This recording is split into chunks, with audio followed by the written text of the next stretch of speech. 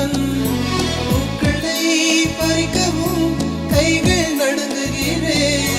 பகவான் பேசுவதில்லை, அடபக்தியும் குறைவதும் இல்லை, காதலி பேசவும் இல்லை, என் காதல் குறைவதும் இல்லை.